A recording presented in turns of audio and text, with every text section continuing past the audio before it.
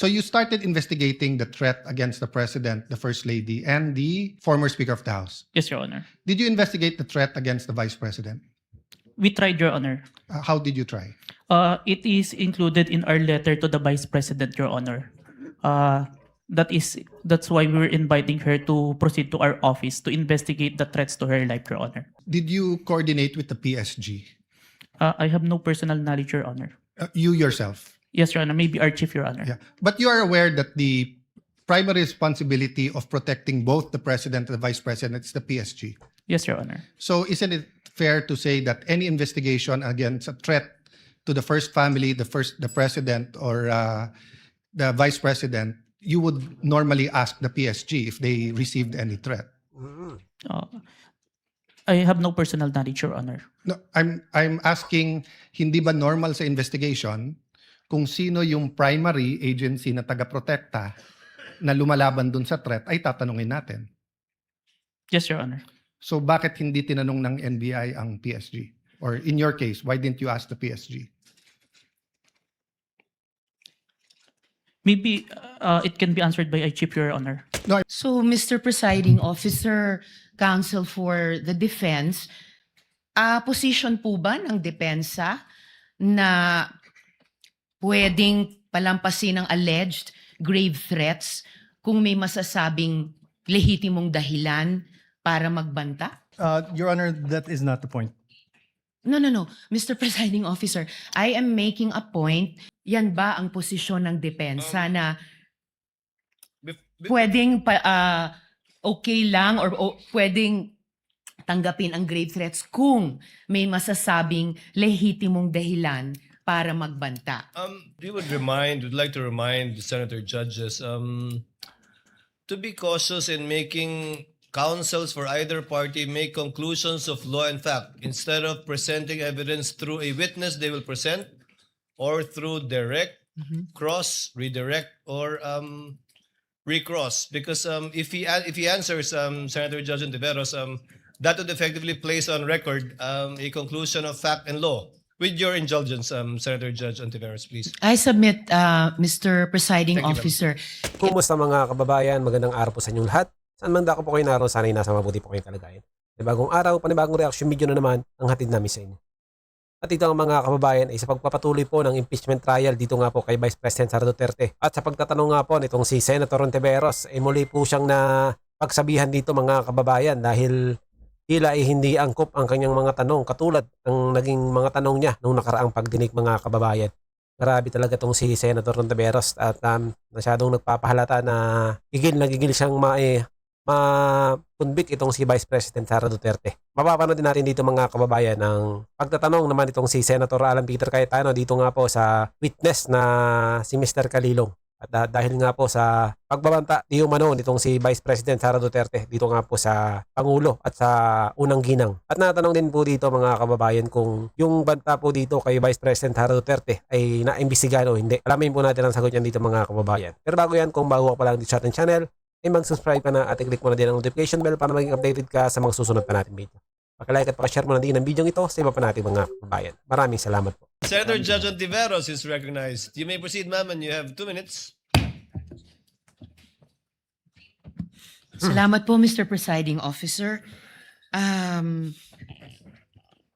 Para sa Counsel for the Defense, Mr. Presiding Officer, just for clarity, ano pong relevance nung video na ipinakita ni Attorney Zuleika Lopez? Sinasabi po ba ng depensa na yung mga alleged threats o alleged incitements ni VP Duterte ay prompted nung detention ni Attorney Lopez? Yes, Your Honor. There was a systematic oppression made by the House of Representatives dating back from their even before their mini trial, Your Honor. The committee headed by Representative Joel Chua began investigating the Vice President and her people, even when Attorney Zuleika Lopez was being interviewed by the House Committee of Quadcom Committee, Your Honor. Even if she was answering the questions faithfully and to the best of her ability, she was cited in contempt, detained. Her lawyer was not allowed. Her lawyer was not allowed to be with her when they were trying to detain her in the women's correctional facility, Your Honor. So, Mr. Presiding Officer, Counsel for the Defense, position po ba ng depensa na pwedeng palampasin ng alleged grave threats kung may masasabing lehitimong dahilan para magbanta? Your Honor, that is not the point. No. Mr. Presiding Officer, I am making a point through my question and I am asking the good counsel for the defense dahil sinabi nila there was a systematic oppression that yes, yan po ang nag-prompt nung alleged grave threats and alleged incitements ng Vice President na prompt po ng detention ni Attorney Lopez na kanyang inilarawan sa ipinakitang video kanina. Kaya itinatanong ko kung yan ba ang posisyon ng depensa na pwedeng okay lang or pwedeng tanggapin ang grave threats kung may masasabing lehitimong dahilan para magbanta. Yes, Your Honor. Before counsel Yes, for Mr. Presiding responded answers, although he already answered in the affirmative.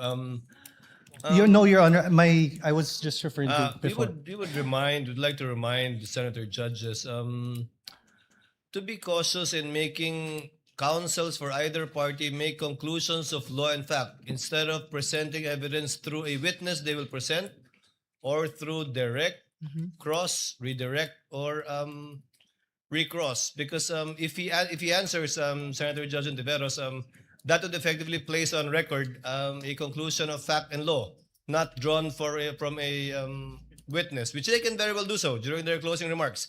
And when I allow him to speak by way of repartee to the peroration yesterday and discussion yesterday by counsel for the prosecution. But other than that, as agreed with some of the senator judges, we would try to limit the answers of the counsels for the parties. With your indulgence, Senator Judge Ontiveros, please. I submit, Mr. Presiding Thank you, ma'am. Officer, may I just in closing make of record that I also appreciated and also submitted to the ruling of the presiding officer yesterday because I appreciated that it partook of the history of impeachment proceedings in this court. Pinag-aralan ko rin po ng maigi ang mga nakaraang mga impeachment trials at di hamak na pati noon naging liberal ang pagpapahintulot nila sa mga katanungan ng mga senator judges para lang mas maliwanagan ang iba't ibang punto. So I again thank the good presiding officer and again reiterate my submission to his ruling and thank the good counsel for the defense for his response. We thank Senator Ontiveros for her you. indulgence and understanding. Senator Villanueva. And thereafter, Senate President Gatchalian. You may proceed, sir. You have 2 minutes. Thank you, Mr. President, Mr. Presiding Officer. May I just point out something to the witness? Mr. President, Your Honors, the witness mentioned yesterday that reported statements of the Vice President were referred to the Presidential Security Command and evaluated in coordination with the National Security Council. Just to assist the court in evaluating the relevance and weight of the government security response in determining whether the respondent's conduct constitutes an impeachable offense. We know from the witness could the witness explain yung threats po ba, how threats against the president are ordinarily assessed by the government? Kasi dito yung lumalabas yung pag-weigh natin whether or not meron bang bigat yung threat o ito'y ordinaryong threat na nangyayari sa pang-araw-araw nating buhay. Specifically, Mr. Witness, what factors are taken into account in evaluating a reported threat and in determining appropriate measures? I can't answer on the part of the NSC or TNO because I'm not part of the institution. In your ano po, in your capacity as an In my agent? capacity, Yes. one of the consideration if it's a active threat, if it's the one giving the threat is capable of doing so. Meaning If someone high-ranking officials, and if you say an hierarchy and have official, a capability or power over to implement those such threat, it is considered, sir. example, a mayor perhaps? Would you say a high-ranking official? A congressman? Not, Or yung basihan po ng kanyang threat. Kunyari ang threat ko, dadalhin kita doon sa buwan. Wala naman akong space shuttle. So wala din pong bearing yon. Is that the correct assumption? not only, sir, but also how it was delivered, sir. Like what was mentioned in that I mentioned previously, it was mentioned that no joke, no joke. It's a serious So that is the one of the considerations, that's sir. the consideration. Thank you very much. And lastly, Mr. Witness, you made mention na submit mo sa DOJ nung January 30. Is it the same affidavit that you submitted to the HOR? The one that submitted to the HOR is the affidavit dated February, sir. So that's the latest. Yes, sir. The one that complied with the requirements of the DOJ, sir. Thank you very much for that clarification. Thank you, Mr. President. Thank you, Senator Villanueva. Before I recognize Senate President Gatchalian and thereafter Senator Erwin Tulfo, may I remind Attorney Narvasa that your 5 minutes, you will be given your 5 minutes after the questions of the senator judges and before we recognize the counsel for the prosecutor for his redirect. Senate Honor- President Gatchalian is recognized. Your You may Honor. proceed, sir. You have 2 minutes. Thank you, Mr. May I be Presiding clarified? Officer. I believe that we would do it after recross. So You it's- want? I heard cross. Sorry, After Your we Honor. cross. Yes, Your Honor. Thank you, Your Honor. Better for us. Yes, Your Honor. Thank you, Mr. Presiding Officer. I just have a few questions, clarificatory questions. Narinig ko ho kanina ginong testigo na nasabi niyo may 40 media personalities doon sa press con. Tama po ba? Yes, Your Honor. Pero ang inyong inimbitahan, 6 lang. Yes, Your Honor. Bakit 6 lang? Yun. The 40, we see the number of participants, but the number of person who asked the Vice President during that time, it's limited. And we consider who we sure that is present during that time, Your Honor. Nakita mo na nga yung number, ibig sabihin present yun. Hindi mo naman makikita yun doon na 40 kung wala sila doon. Hindi lang sila nagtanong pero nandun sila. Marami naman to si Mr. Witness. Meron bang kayong criteria kung paano pipiliin itong mga media personalities or kung sino lang ang nagtanong? Kasi kahit hindi ka naman magtatanong, nandoon ka naman, naririnig mo yung mga diskusyon, meron ba kayong mga criteria kung paano pumipili ng media personalities? Yung sure po namin na present during that time, kasi kapag hindi po kasi kayo nagtanong, hindi po magpa-pop up yung mukha nyo tsaka yung pangalan nyo. Lakas ang tama nito. So, ibig sabihin, pag hindi nagtanong, hindi na present. Kaya mo nga nakita na 40 sila doon eh. Ikaw may sabi na 40, ibig sabihin present yun. Hindi lang sila nagtanong, pero present. Okay. At itong mga 6 na sinupinan ninyo, ano yung kanyang common statement na ibinigay? Kinonfirm po nila na present sila during the November 23, 2024 press conference, and yung utterance po ni Vice President narinig po nila. Okay, I believe ilan dito sa mga personalities ay ipapatawag rin. So tatalon ako sa ibang topic. Nakita ko kanina itong tungkol sa MaxCore Interventures at nakita ko kanina pinakita yung Articles of Incorporation. Mukha siyang supplier ng equipment. Ngayon, nasabi rin na doon ka nag-training for 2 weeks. Sino nagbayad ng training? Sir, the training is included in the procurement of digital forensic tools.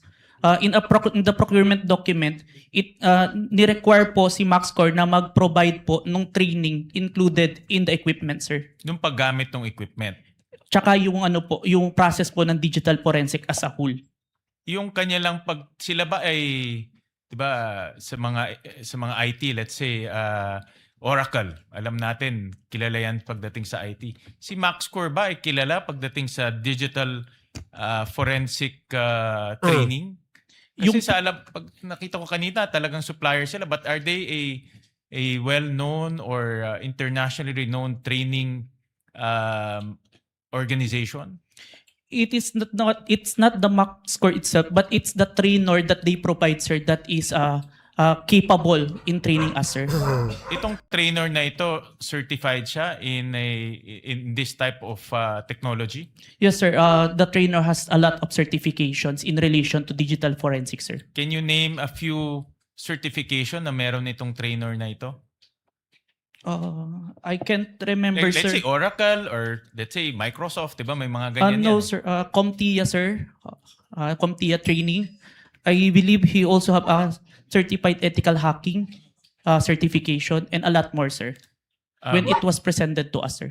All right. So itong mga trainers nito ay certified trainers na pwedeng mag-train sa iyo at magiging certified ka rin. Yes, sir. Initial na akong certificate. Lastly, Mr. Presiding Officer, after training, nakakuha ka ba ng certification na katulad sa kanila? No, sir. But that certification that I was trained by them, sir. Pero ikaw mismo, are you certified I have- to do forensic examinations for your purpose and responsibility? I have a certification, sir. I am a certified computer hacking forensic investigator, sir. Itong forensic analysis, meron kang for this purpose, itong pinag-uusapan natin. The computer, the authentication, sir, part? Or as a whole, sir? As a whole.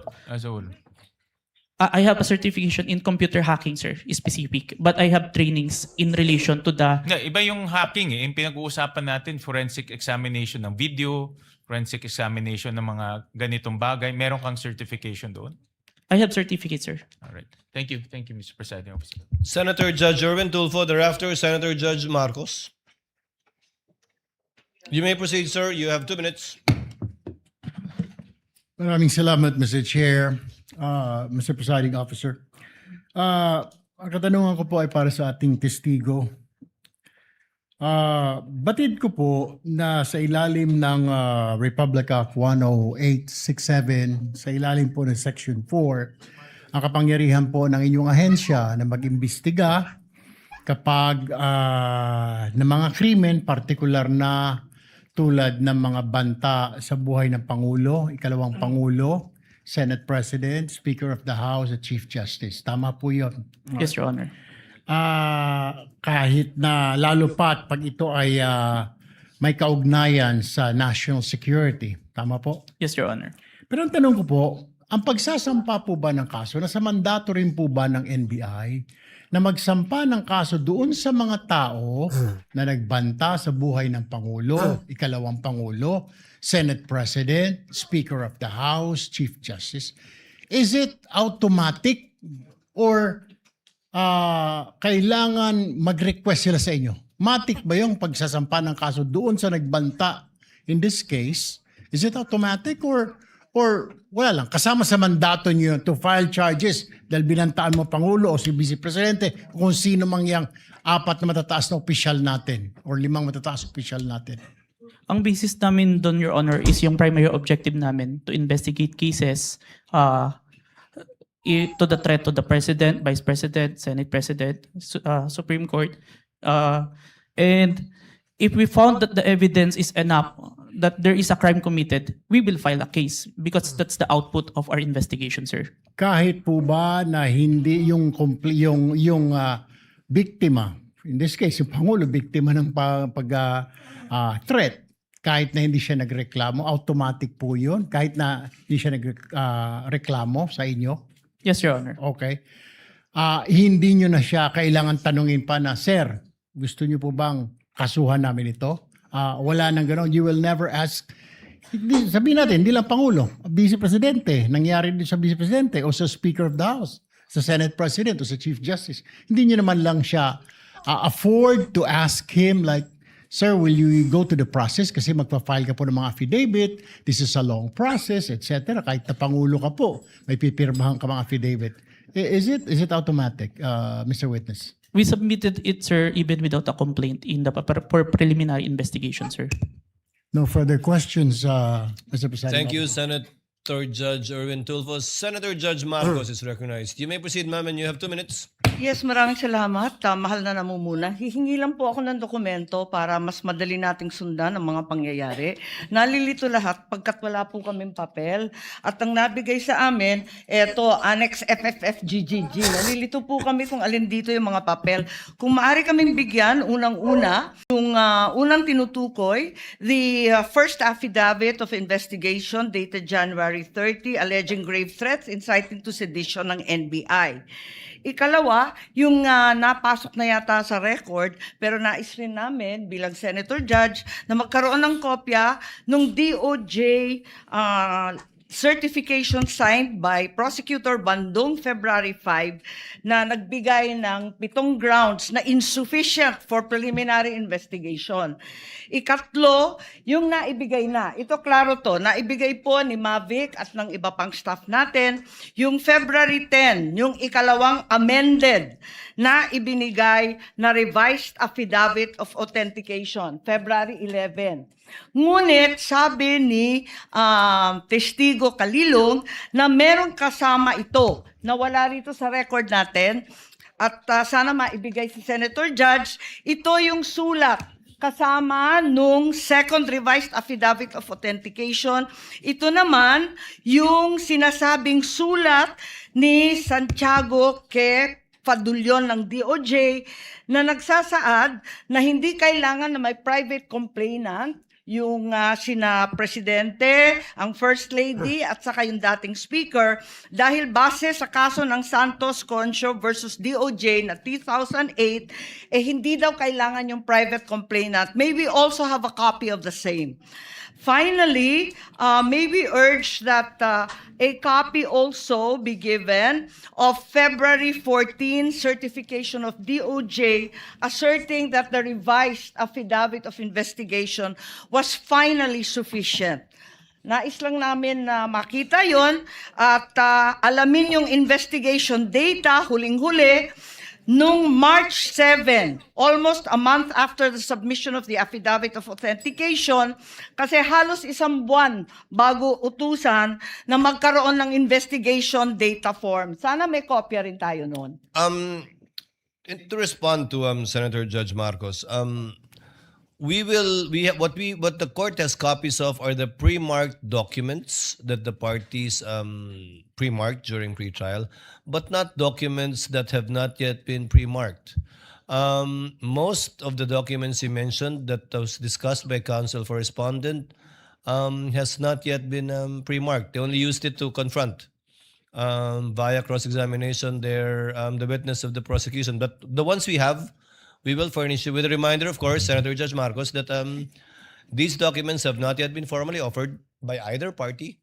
And we still have to await formal offer before the court rules on the admissibility, if at all, of these documents.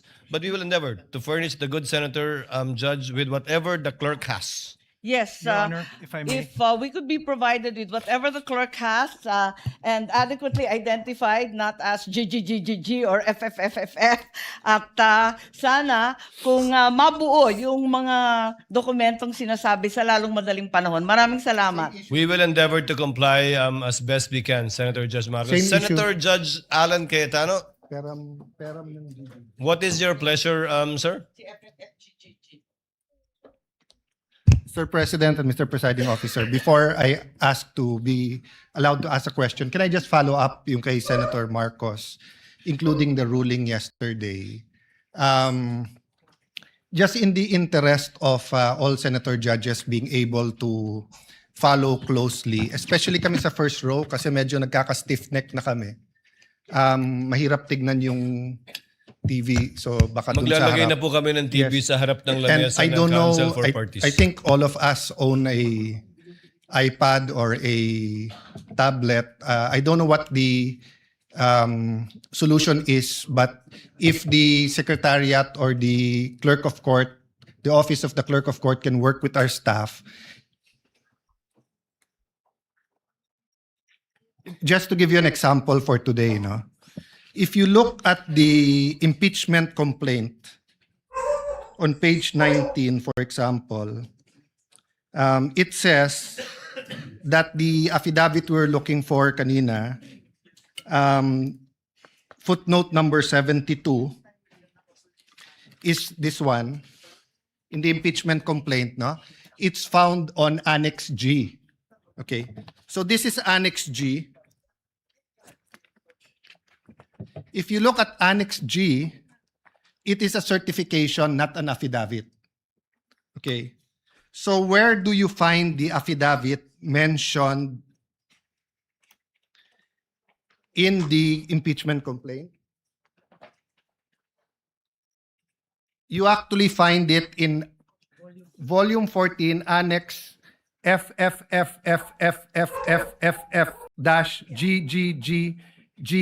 FFFFFFF-GGGGGGGG. So before I can That's even not say dash, that, that's FFFFFFF to GGGGGG. yes. So even before we finish saying that, Your Honor, Mr. Presiding Judge, medyo mahirap. To further complicate, the annexes when delivered to us was labeled annexes. And then when it was pre-marked, iba na yung marking. That is correct. Okay. So to clarify, I'm not asking both the prosecution and defense to give us any documents in advance that will prejudice their presentation or the rebuttal.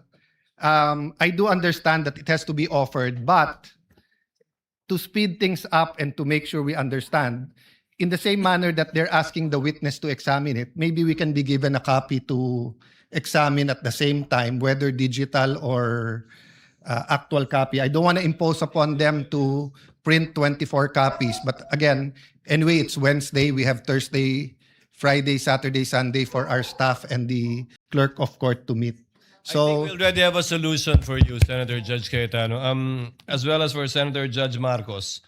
We will be furnishing the parties either via soft copy to your respective iPads or laptops, or we will enter their official emails as well.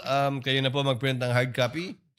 Ng list of evidences as marked, as pre-marked by the prosecution na ipe-present for Article 4. And we will do this by article. However, insofar as I said, the documents presented by the counsel for respondent, these have not yet been pre-marked. But I don't think there's anything wrong with asking for a copy from the counsel for on respondent that point, for our guidance, whether or not the same will be offered without prejudice to respond to On counsel that for point- respondent deciding on whether or not they will offer it at the appropriate time. on that point, Mr. Presiding Officer, even if it's pre-marked, if it will prejudice their presentation, I don't mind it be given in real time. And same, no? If it's being used on cross or recross on rebuttal and hindi to na pre-mark, as long as real time, para lang we can process it. If not, we have to review afterwards and it messes up our preparation for the hearing the next day, no? Is that possible for the parties once the roles are reversed? May I get a response Honor. from the counsel for respondent? Your Honor, first we'll clarify everything that was showed today was pre-marked by the respondent. That's not my understanding because the DOJ letter you pre-marked is different from the DOJ letter that we have pre-marked. But we'll verify. So everything was pre-marked, Yes, Your Honor. but you presented a document that was not pre-marked either by the prosecution or the defense. Walang marking eh. I presented all that. So if it was pre-marked, it's our lookout. Then then there's no problem furnishing the senator judges with a copy of the same. We have no problem with that, Your Honor. Senator Judge Alan Cayetano's concern has no basis if it was all pre-marked. Apparently, it was our oversight. Counsel for the prosecutors, would that be possible Yes. to furnish it?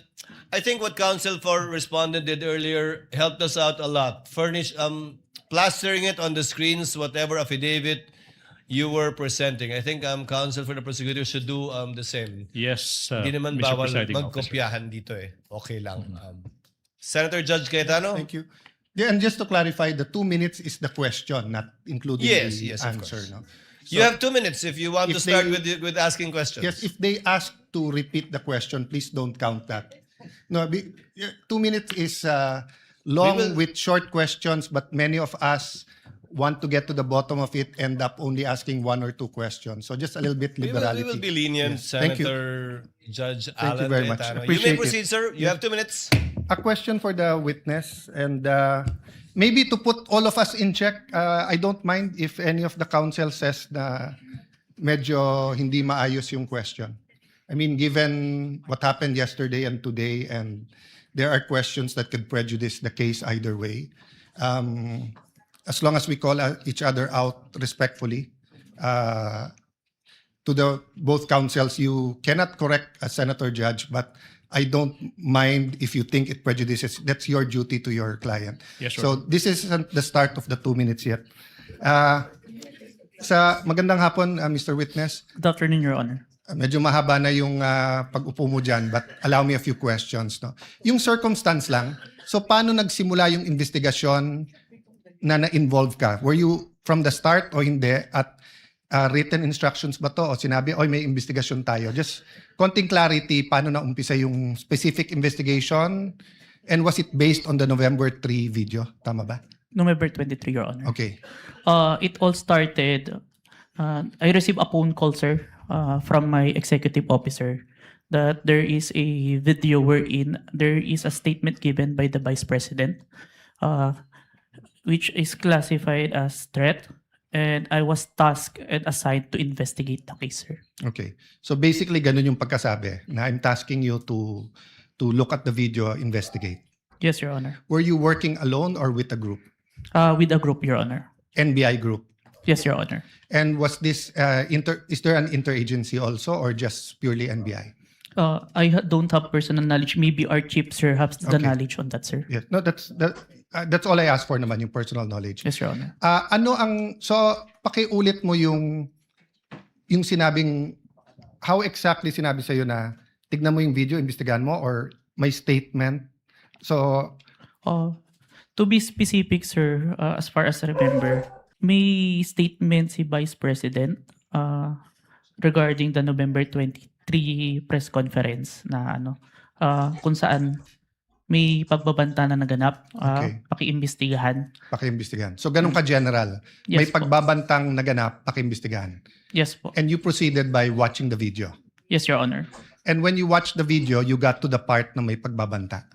No, Your Honor. I first don't know which part of that. So you watched the whole video, of course. First, the clippings, Your Honor. Okay. Then, I look for the whole video, Your Honor. Then you watched the whole video. Yes, Your Honor. And thank you for your honesty. So after the clipping, tapos the whole video, what did you do next? You reported or you made your recommendations? I don't understand the process lang kasi.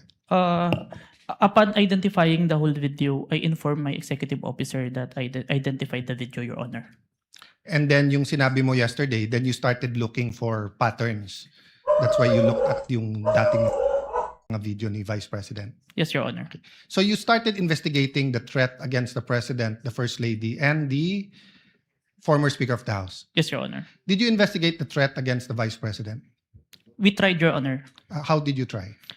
It is included in our letter to the Vice President, Your Honor. That's why we were inviting her to proceed to our office to investigate the threats to her life, Your Honor. How about the vlogger who asked her about Oplan or whatever they call that Romanov? Did you invite them? Yes, Your Honor. And did they testify? The Princess Maui did not appear, Your Honor. Did not appear. Did you also look for previous videos that are threatening to the Vice President? We look on the Romanov part, Your Honor, Okay. but we identify a different person who first mentioned the Romanov, Your Honor. Did you coordinate with the PSG? I have no personal knowledge, Your Honor. You yourself? Yes, Your Honor. Maybe our chief, Your Honor. Yeah. But you are aware that the primary responsibility of protecting both the President and the Vice President is the PSG. Yes, Your Honor. So isn't it fair to say that any investigation against a threat to the first family, the president or the vice president, you would normally ask the PSG if they received any threat? I have no personal knowledge, Your Honor. No, I'm asking, hindi ba normal sa investigation kung sino yung primary agency na taga-protekta na lumalaban dun sa threat ay tatanungin natin. Yes, Your Honor. So bakit hindi tinanong ng NBI ang PSG? Or in your case, why didn't you ask the PSG? Maybe it can be answered by a chief, Your Honor. No, I'm not. I will ask your chief also. I'm asking you, when they said, look at this, you looked at other videos, you tried to get Princess Maui, you tried to get the vice president, but you didn't contact the PSG for the first lady, for the president, and for all you know, the PSG will tell you right there and there, the threat is real, or the PSG will say, politika lang yan. Diba? Both the vice president and the president are protected by the PSG. So why wasn't so nakalimutan lang or wala sa procedure nyo or Your Honor, there is already a statement from the National Security Council, Your Honor, that it is an active threat, Your Honor. That's why we start investigation. yes, and the primary group that will know if it's an active threat is the PSG. So if this was the United States, it will be the Secret Service. So whether the FBI or the CIA, state troopers, the federal marshals, kung sino man mag-iimbestiga, parati nilang tatanungin yung Secret Service. So I'm just curious why we did not ask the PSG input. Kindly wind up, Senator Cayetano. Senator Okay. Judge Cayetano. So my last question is, how did you characterize the threat of the Vice President to the President? Given that ang exact words niya, huwag kang mag-alala ma'am sa security ko kasi may kinausap na akong tao, sinabi ko sa kanya, kapag pinatay ako. So that'll be fair to you and not vague, no? Did that phrase, kapag pinatay ako, have any bearing in your investigation? Yes, Your Honor. And what was that bearing or thoughts in your mind? First of all po, dun sa statement, may nakausap na po.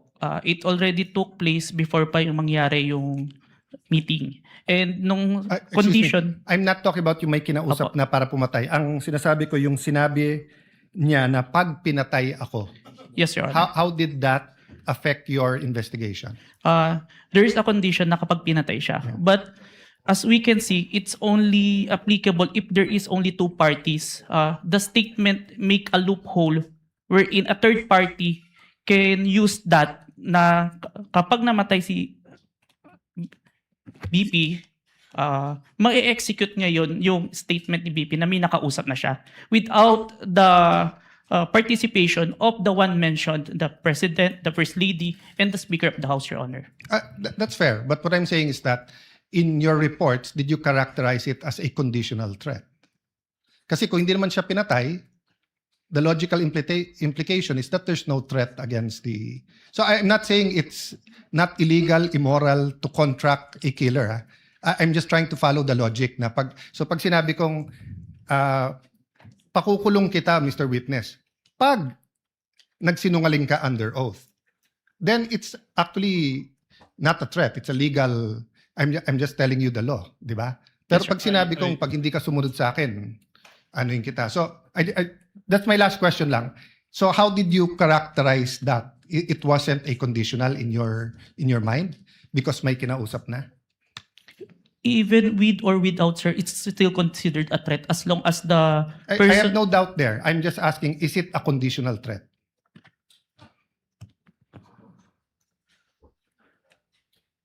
Based on our affidavit, sir, I believe it's conditional, which... Based in your affidavit. But your initial assessment, yung personal mo as an investigator, this is an investigation of the whole NBI, but yung personal mo. The threat is absolute, sir. Okay. Thank you, Mr. President. Thank you. Thank you, Senator Judge Cayetano. Your We Honor. now proceed. Senator Judge Padilla is recognized. Maraming salamat po. Thereafter, Senator Judge Zubiri. Maraming salamat Senator Judge po. Padilla, you have 2 minutes. Opo. Nais ko lamang po magtanong sa ating saksi.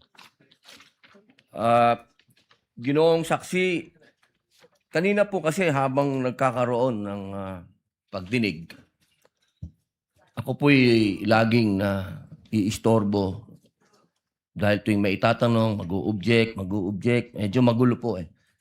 pwede po bang sagutin po ninyo ako dahil noong pong February 5, ang sabi po dito ay insufficient po yung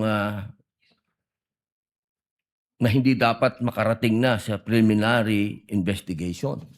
Tama po ba? February 5 po yon. May certification, sir. Yes po. Opo. Tapos nung February 14, naging sufficient na for conduct of preliminary investigation. Nasagot po ba yung 7 na sinabi dito na para, ang sinasabi po kasi dito nung February 5, merong 7 na kulang. I believe so, sir. That's why we have received a certification, sir. Ayun. Kasi po, parang narinig ko kanina, hindi po naibigay yung original copy nung sinagawang interview kay Vice President Sara Duterte. Yung original po, na kopya, kung sino po yung nag-record. Wala po kayong affidavit? Meron po ba kayong affidavit na nakuha nyo? Yes, sir. Ako po yung ang inire-request po ng DOJ dyan is affidavit po nung nag-screen record, which is my affidavit, Your Honor. Meron po siyang affidavit? Ako, sir. Ako po yung nag-execute, sir. Kasi Kasi hindi ang- po yung mismong tao. Yes po. Ang hinihingi po kasi ni DOJ is kung sino yung nag-screen record through OBS, sir. Hindi po yung mismong tao. Yes, Your Honor. Kayo lang po yung nag-affidavit. Yes, Your Honor. Pero meron po kayong ng pagkakataon ba na nakausap niyo yung tao at nagbigay siya ng affidavit? May I clarify, Your Honor, if sinong tao yung tinutukoy? Yung nag-record po. Ako po yung nag-record through OBS, sir. Hindi po. Yung mismong nag-record po kay Inday sa Vice President. Nakausap niyo po ba? Yung raw file po. Kasi napakahalaga po nun. Kasi doon po natin malalaman kung original ba o hindi. The video itself, sir, is publicly available. That's why I performed the recording, sir. Opo. Pakisagot na lang po, mahal na saksi, kung nakuha niyo po ba yung original. Yung original, hindi po yung galing sa internet. The original, no, sir. Yun lamang po. Maraming salamat po. At yun na nga mga kababayan, hanggang dito na lang po ang ating video. Kung ano man po ang inyong opinion sa video ito, ay comment nyo lang po sa baba at ating pag-uusapan. Naway maging kabahagi po tayong lahat tungo sa pagsulong at pagunlad ang ating pinakamamahal na bansang Pilipinas. Ingat po kayo palagi at maraming salamat.